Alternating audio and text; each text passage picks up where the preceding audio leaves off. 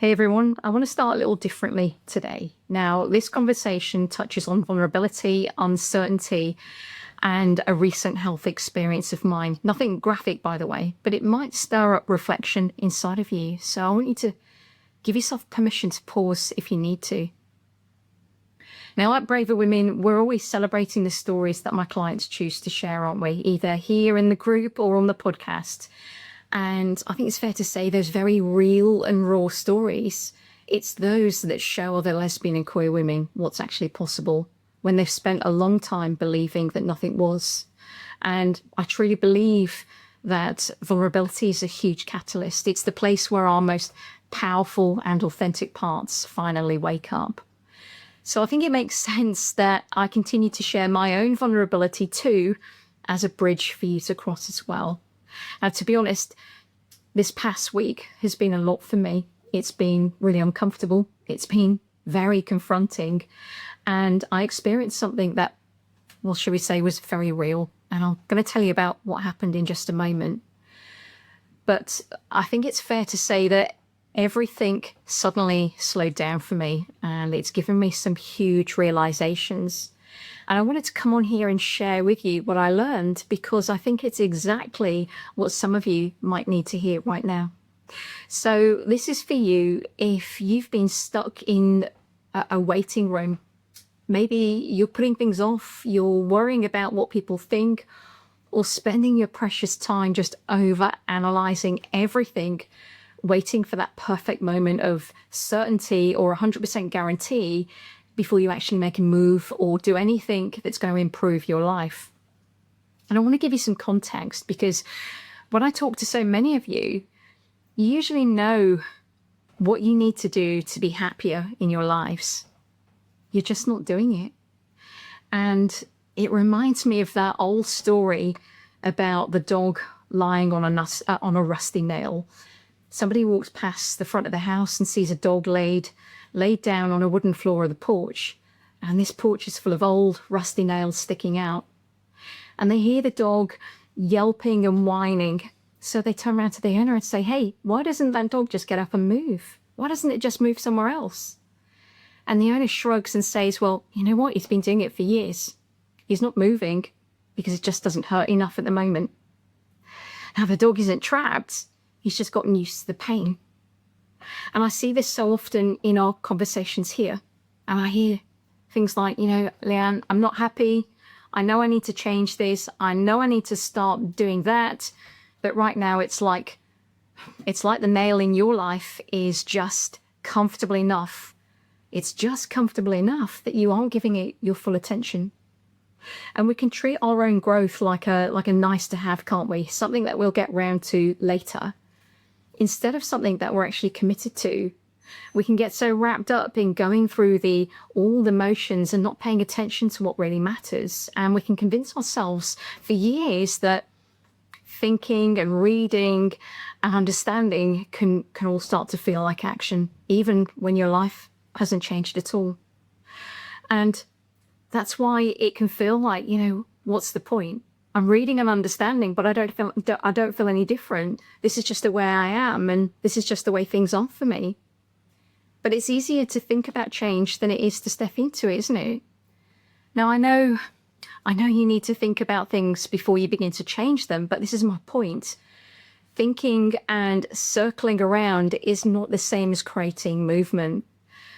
But I think one thing's for sure, something shifts in our lives, doesn't it? When our body interrupts the autopilot that we've been living on. We start to notice things that really matter, the things that we take for granted and usually blink past, like the way we just assume that we have all the time in the world to just get round to it. Now, last week, I didn't get that luxury of getting around to it because I had a health scare, that it came completely out of the blue. I'm 45 and I consider myself to be really healthy, but I had a TIA, and that's, in short, it's a mini stroke. And I had that whilst walking my dog on the beach. And I can honestly say it's not something that I ever expected, let alone thought that I'd be talking out loud about to you. One moment I was throwing the ball for my dog, and the next I was just reminded about how fragile our "I'll get round to it someday" actually is. Now, I'm okay. I want to be really clear about that. I'm being looked after, and I'm actually really hopeful about what happens next. But my experience at the start of last week gave me something powerful, really powerful. And I think what struck me wasn't panic, it was clarity. It was a sobering clarity that pulled me out of the illusion of control that we can all have that in our lives. And it pulled me out of it in a way that I've never experienced before. You know, everybody says that health scares put things into perspective, don't they? And they do. But have you ever noticed how quickly we stop dilly-dallying about and get decisive with what needs to happen in our lives when time suddenly feels real, when the same timer of our lives isn't just theoretical anymore? And I don't think anything sharpens your thinking faster than realizing that something isn't guaranteed. And it made me reflect on my entire life, what I've done so far, what I've parked and put on ice. And it made me think about my work, what I stand for, what I teach. And it made me think of all of you. How many of you live your life like you're in a waiting room, waiting to feel ready, waiting for confidence, waiting to feel better, waiting for something to change, waiting for a green light that never actually arrives? And I know some of you here are quietly at your own internal crossroads, putting things off that could really make a difference between feeling happier and feeling stuck, putting off making decisions, staying in relationships that make you feel miserable, or not doing what you deep down know you want to do to make your life better. Some of you have stopped believing that anything can change at all. And others, if I'm really honest, are like that dog on the rusty nail. You know, life's uncomfortable, but it's not uncomfortable enough yet for you to force any movement or make a change. And almost every woman that sits down in front of me during their initial consultation says, "Leanne, this is my last chance. If this doesn't work, then I'm giving up. That's it." And I never want any of you to reach that last chance before you decide to make a shift or a move in your life. You know, living at those types of extremes isn't who you are. I imagine it's just something that you've done for a long time to cope, coasting, and then only helping yourself when you run out of road or you're left with no choice. And I wonder how long that's been going on for you, so much so that you're organizing your life around it. You know, you've become so comfortable with a certain level of discomfort in your life. You know, that way of living leaves your nervous system constantly being pulled and pushed like an accordion, stretched to the limit until you're just exhausted. And it's a survival state. It's not a life. And you might already know that you've been living like this, or you're currently living like this. But insight it's not the same as movement, is it? Knowing isn't the same as doing. And I think after this last week, and I'm going to say it louder than ever, at some point, we have to stop treating our lives like something we're rehearsing for. You know, life keeps moving whether we step forward or not. And there comes a moment where understanding yourself just isn't enough anymore. There comes a moment where you either move or you keep waiting for a version of yourself that never actually arrives. So I want you to look at your life honestly and notice where you've been circling for way longer than you meant to, and thinking that you'll get round to it eventually. And we can all fall into this trap, can't we, of acting like we only move once we have everything lined up and mapped out. And we can say, you know, I'm just scared of the unknown. But for those of you who keep putting things off, keep putting things on until you feel ready, the thing you really need to hear is that the unknown isn't the problem. The problem is how you're responding to it. And we try to plan and deliberate our way out of uncertainty because it gives us this illusion of control.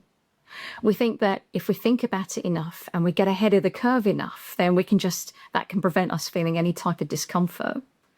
And I think when you live like this, you're never really in the moment of your life. You're in rehearsal mode, trying to think and plan it all out, all the possibilities in your mind. Here's the thing. having this intolerance for uncertainty not only keeps you in anxiety, but it strips all the joy and possibilities from your life. But as I found out on the beach this week, we don't actually get to control what's coming. None of us do. But we do get to choose who we are in the face of it. And that's the bit that we can influence. And I say this to my clients all the time. Problems are only problems when you tell yourself that you can't handle them. And the truth is, you can handle way more of life than you actually realize. Because guess what? You've been dealing with uncertainty your whole life. We all have. And it's not a case of not being able to move. Usually it's a case of not wanting to move out of this illusion of comfort. I think last week made me realize something else too. While I was waiting to be seen by the doctor, I realized that my biggest worry at the time wasn't the end, but it was about who was going to take care of my dog. And it sounds small, doesn't it? But that's the point. Most of us are so busy bracing for the big theoretical disasters that we completely miss the life that's actually standing right in front of us. And I think my worry for Bodhi wasn't panic, it was presence. It was the part of me that was still here, even when the future felt totally uncertain over there. So I really want for you to stop, if this is you, I really want for you to stop being so preoccupied with all the what ifs and make room to finally show up for the what is in your life. And understand that not knowing what happens next, it's not a threat. It's a call for more direction, for us to trust ourselves and to get clear on the fact that we will deal with whatever happens, even if it's uncomfortable. You know, that type of clarity is what loosens the fear. When you approach it like this, the unknown becomes something that you meet, not something that you have to prepare or hide from. Now, I'm not saying this to sound wise or untouchable, but it made me realize more than ever that none of us ever truly have certainty. We only ever have this moment and the choice about how we're going to show up inside of it. So I want you to notice what you're not doing in your life right now because you can't map it out all perfectly. Get honest and ask yourself, what are you delaying or putting on ice?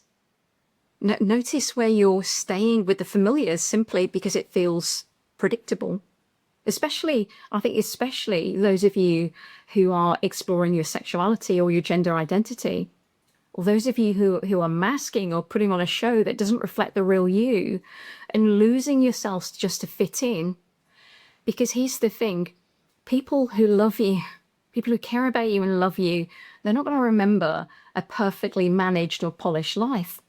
They're going to remember the moments where you were actually present, where they got to know the real you and how you made them feel by being real. And you can't do any of that while you're bracing and staying in the joyless lane of predictability and comfort. I know it's hard to hear, but you need to hear it. I think we all do. You know, we're not truly living when we're in that lane, are we? Instead, we're stuck in management and defense mode, none of which makes any room to experience happiness or peace.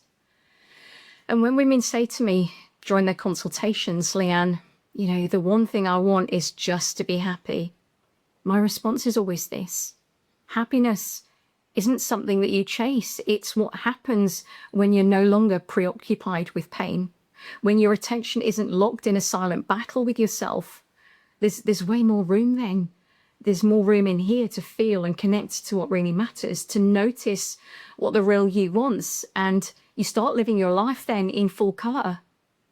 You know, I've got a really beautiful client at the moment who's working with me right now, whose grandson has completely changed towards her.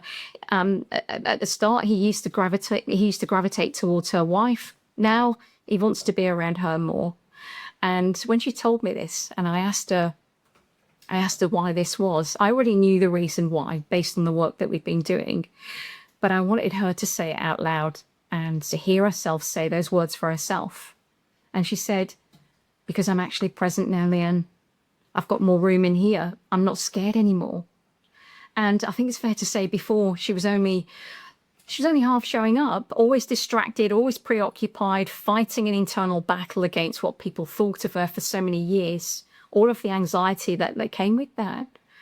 And the moment that she learned to respond differently to all of that, even when she wanted to just default to what was familiar to her, what she's always done, that internal noise softened, and a lot of her relationships have shifted. And I think that's the difference between thinking and moving. You know, waiting to feel ready is one of the most convincing ways that we stay stuck and held back. But steadiness isn't built after all the discomfort disappears. It's built while we're still uncomfortable. And a lot of the time, it's built while we're still scared, whilst we don't have a clear map of everything and how it's all going to turn out. You know, I teach everybody that works with me exactly how to navigate that fear of not knowing by giving them a handrail to hold on to in the fog. And this week, I've had to lean on that. I've had to lean on my own work more than ever to support myself right now. But for those of you who do recognize themselves in what I'm talking about so far, I want to just give you something. I want to share something from, I think, less of a therapeutic perspective and more of a self-help angle, just to see what happens on the inside of you and how much clarity that you can connect to in this moment. And there's two phrases that I've used for years, and I've even written about them in the Midlife Awakening book that I co-authored a few years ago.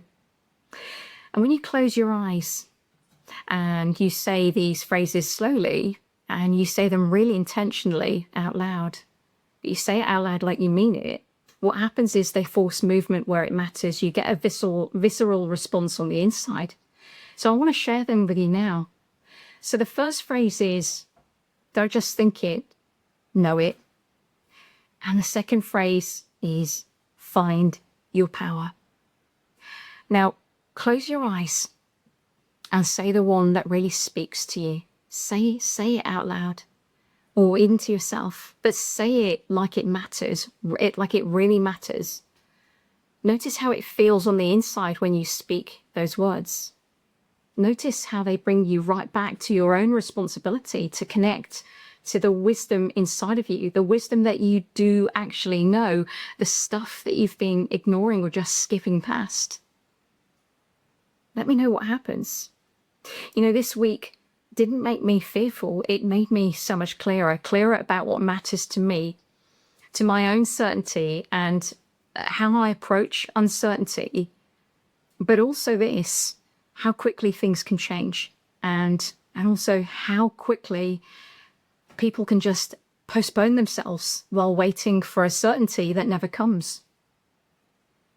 I wonder if you can recognize yourself in what I'm talking about tonight. And I want to ask you, is it possible that you've lived with familiar discomfort for so long that you've started to believe it's just who you are and how it is for your life? Maybe you're waiting for happiness to find you, but the truth I've learned is that we have to use our time now to make the moves, to let happiness in, to let ourselves experience that. And if you're listening to me now and nodding quietly, I want you to know I get it. And I've been there on the edges of holding myself back and postponing and just having my head stuck in the sand. And here's the thing, I'm going to say it again, you know, you don't need more understanding. You know what's going on with you right now.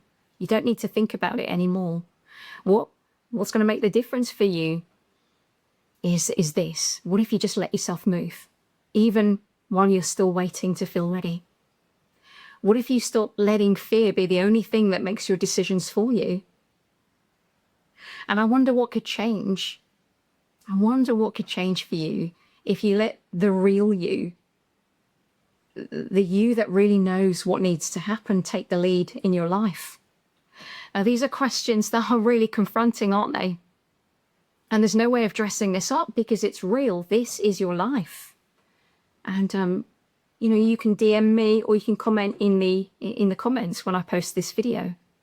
Now, if something that I've said today does land really uncomfortably for you or it spikes you, I want you to use it as information because it means we've touched on something that you're ignoring. The discomfort is exactly where your clarity reveals itself. And maybe, just maybe after listening to me, today is the moment that you become more aware than ever of your rusty nail. Maybe today you finally decide to stop laying on it and let yourself move into the life that you're deserving of living. Because the only real certain that we can have is who we choose to be when things don't go to plan. So think about that. And I hope this nudges you to make the moves that you need to now, rather than waiting for a guarantee that will never arrive. Whether it's reaching out for help, finally saying the truth out loud, or just deciding that today is the day that you stop postponing yourself. Don't just think it, know it, get clear, find your power, because your power is right there in movement, not overthinking.